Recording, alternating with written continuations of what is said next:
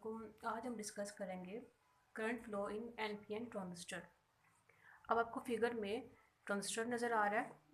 ये हमारे पास ट्रांजिस्टर है और ये कौन सा है? NPN transistor. साथ हमारे पास दो रेजिस्टेंस है, आर बी, आर सी, और बैटरीज है वी बी बी और वी सी सी। अब जब हम इसको बायसिंग वोल्टेज अप्लाई करेंगे, एक लम्हे के लिए, सिर्फ एक लम्हे के लिए ये सोचें कि जो इलेक्ट्रॉन्स थे हमारे पास वो अभी इमिटर वाली साइड पर ही हैं। ये आपको ब्लैक डॉट्स जो नज़र आ रहे हैं ये बेसिकली इलेक्ट्रॉन को शो कर रहे हैं।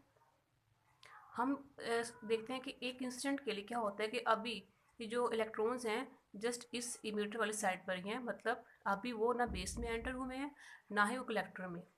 तो क्या होगा? After the application of the biasing voltage emitter base junction is forward biased. अब क्या होगा कि जब हम इसमें वोल्टेज को अप्लाई करेंगे तो जो हमारे पास इलेक्ट्रॉन्स हैं वो हमारे पहले इमीटर से बेस पे आएंगे, फिर बेस से कलेक्टर में। लेकिन ये कैसे होगा? अब आपको फिगर बी नज़र आ रही है ये। अब क्या हमारे पास इमीटर से इलेक्ट्रॉन इधर बेस वाली साइड पर आ गए। अब यहाँ पे आने के बाद दो ऑप्शन है, या तो इलेक्ट्रॉन्स कलेक्टर की तरफ जाएंगे या बेस की आउट में आ जाएंगे, मीन्स इस बेस के बाहर निकल जाएंगे। ये आपको फिगर सी में नज़र आ रहा है। अब इसमें क्या आप देखते हैं कि इमिटर में इलेक्ट्रॉन्स थे, यहाँ से वो बेस पे आए, बेस में से वो गए हमारे पास कलेक्टर पे। अब कुछ इलेक्ट्रॉन जो लार्जर मोड में थे वो कलेक्टर की तरफ चले गए और कुछ बेस की आउटसाइड पर आ गए, जैसा कि आपको इस फिगर में नज़र आ रहा है। अब हमने कल क्या पढ़ा था कि जो पोलैरिटी होती है वीसीसी की वो लार्जर है किसकी निस्बत? वीबीबी की निस्बत। तो होगा क्या, आप जो इलेक्ट्रॉन जहाँ से इमिट हुए थे लार्जर अमाउंट में वो इधर अट्रैक्ट हो जाएंगे कलेक्टर वाली साइड पर।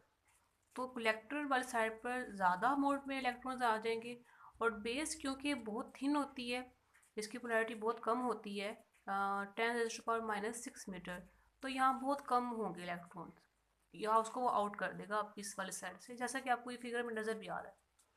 तो अब हम देखेंगे कि जब इसमें करंट फ्लो करेगा तो उसकी डायरेक्शन क्या होगी। आपको सेकंड फिगर नज़र आएगी ये इधर, जैसा कि आपको इस फिगर में नज़र आ रहा है। अब यहाँ क्या था? ये करंट था, इसको ये क्योंकि हमारा जो करंट जा रहा था जिसकी डायरेक्शन थी वो इमीटर करंट थी, तो हमने इसको शो कर दिया आई ई। अब यहाँ पे आपको सेकंड चीज़ नज़र आ रही है आई बी, तो ये कौन सा करंट हमारे पास होगा? Base current. उसके बाद अगर आप यहाँ देखें तो यहाँ पे आपको आई सी नज़र आ रहा है, जो कि ये शो कर रहा है कि आपके पास कलेक्टर का करंट है।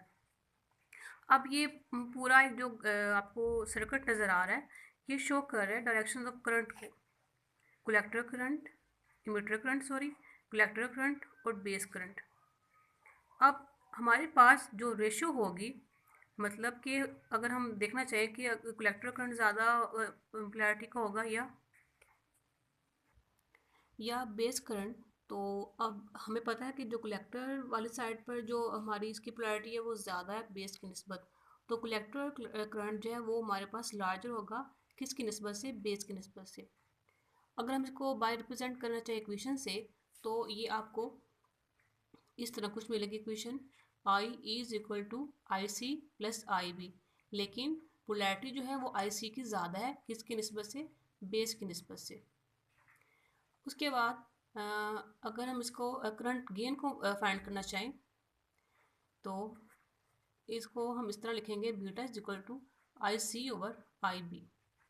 लेकिन क्या होगा? हमारे पास आई सी की रेशो ज़्यादा है आई बी की निस्बत से। The ratio beta is called current gain of transistor. और ये आपकी जो दो इक्वेशंस हैं, I is equal to I C plus B and beta is equal to I C over I B, ये आपकी फंडामेंटल इक्वेशन कहलाती हैं ट्रांजिस्टर्स के हवाले से।